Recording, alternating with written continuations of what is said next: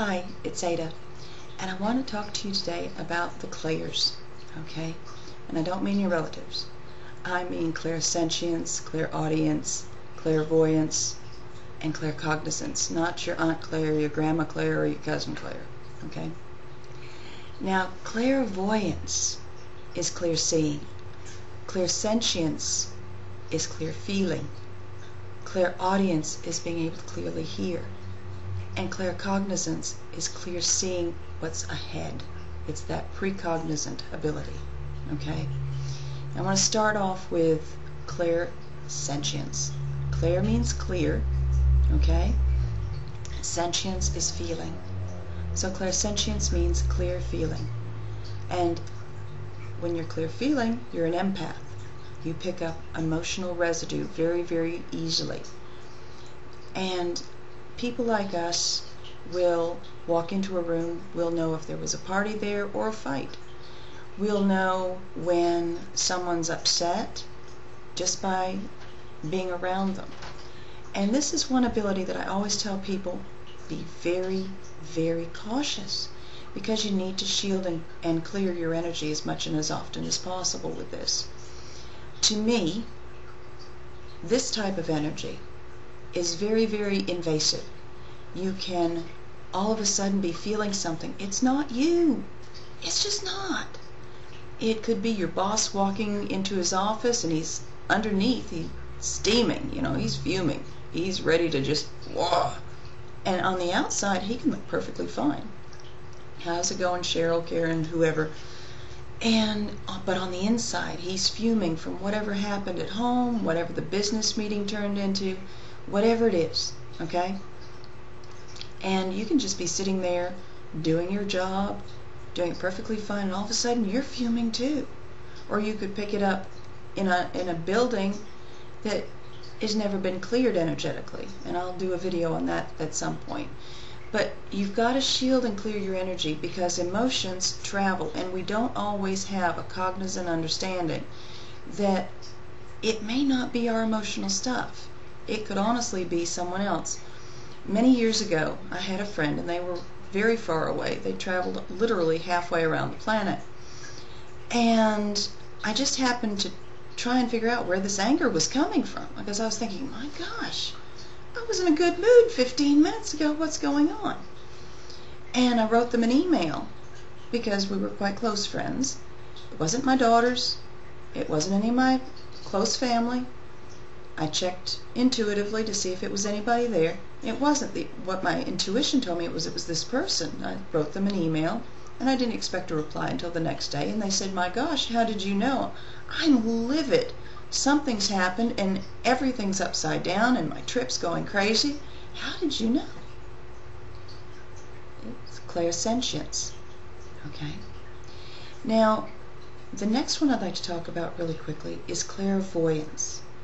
Clairvoyance is clear seeing. Clear, voyant, seeing. Okay? Clear seeing is when you get images. A clairvoyant person is really, really good at seeing the details before they're ever there. They visualize fantastically. You may get dreams where you're seeing something and it comes true the next day. You may walk into a room and for a split second you're seeing something that's not there at the moment. You're seeing a vision of the past or the future, and that's it. Clairvoyance can also be where you see someone in spirit out of the corner of your eye. Both ladies and guys can do this pretty well. Guys usually do it a little bit better. But I had a girlfriend years ago that when she found out about my intuitive abilities just a few years ago, she asked me, she said, I'm always seeing this gentleman in a fedora and a suit, and he's just standing there. What's going on? I always see him out of the corner of my eye. And I said, sweetie, it's one of your spirit guides or one of your relatives just standing by saying hello. And she said, you mean I can do that too? I said, everybody is to one degree or another.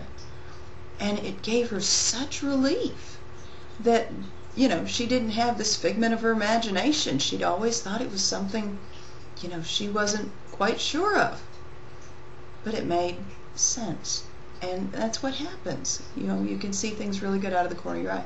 Some people can actually see spirits and angels and fairy folk using clairvoyance, and they'll appear to them just as if you were standing in front of me now.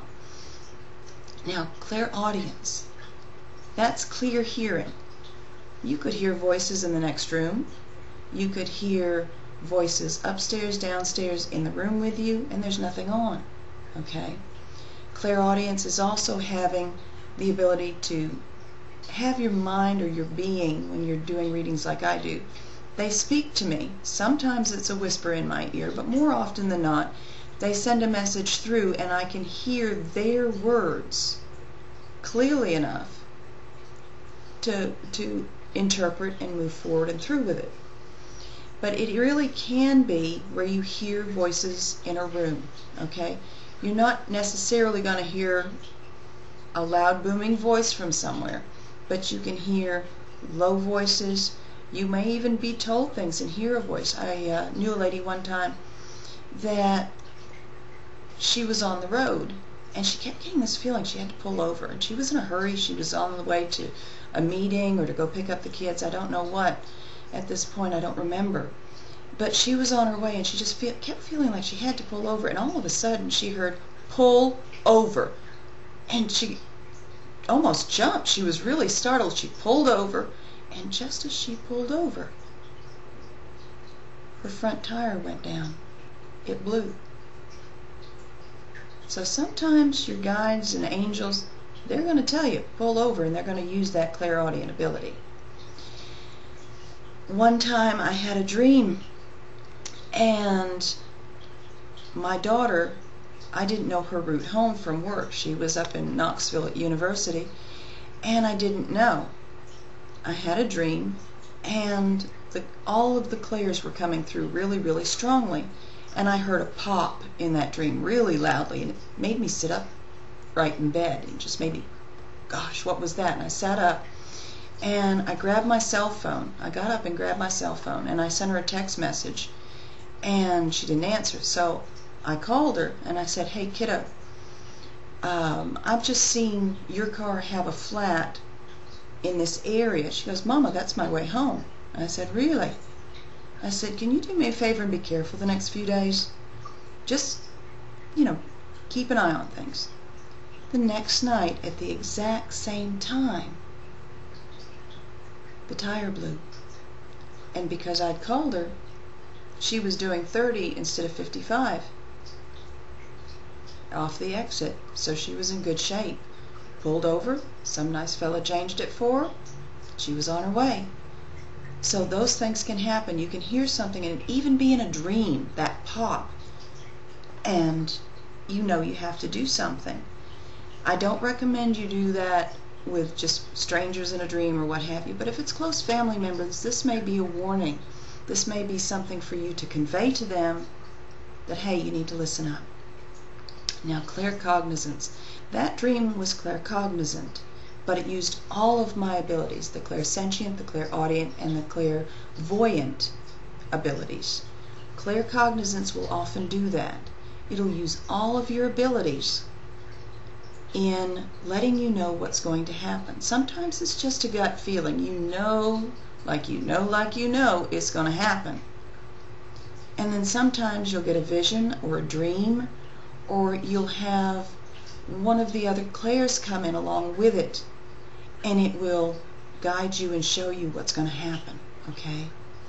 Everybody is psychic. Everybody's intuitive. We can develop these clairs to a degree. We don't necessarily want to build ourselves up to be scared, to be afraid. And it takes patience, okay? Don't be afraid of your clairs. Give yourself patience when you're developing. Give yourself time to rest too. Because even though all my life I've been a very, very intuitive person, I have, from a very small age, seen a lot of different things. Not some of the things my family'd like me to see, but, I was able to see them. Hear grandparents, you name it. And sometimes we have to overcome those things as well. And it made me suppress it. What I'm trying to say is it made me suppress it to a large degree. So when I was older and the time was right and Spirit said, okay, this time's right, kiddo, let's go with it. And Spirit started helping me kick it up a notch. You know, it kept going and going. When those times happen, give yourself time for rest. Okay? There will be times when you develop your intuitive abilities, you will need a long nap. You may need to sleep 10 or 12 hours. It's perfectly normal. So understand your abilities. What's your strong suit? What's your strong point? What do you want to build? Understand also that it's going to require patience. Okay? And it may not come the way you want it to. It may come the way it's meant to. Alright? And then give yourself time for rest. Read as much as you can. Listen to as many different people as you can on these things. And find where your home truth is with it. Okay? So I hope this has helped. And you have a lovely evening or a great day. And I look forward to being able to talk to you more later. Blessings. Bye-bye.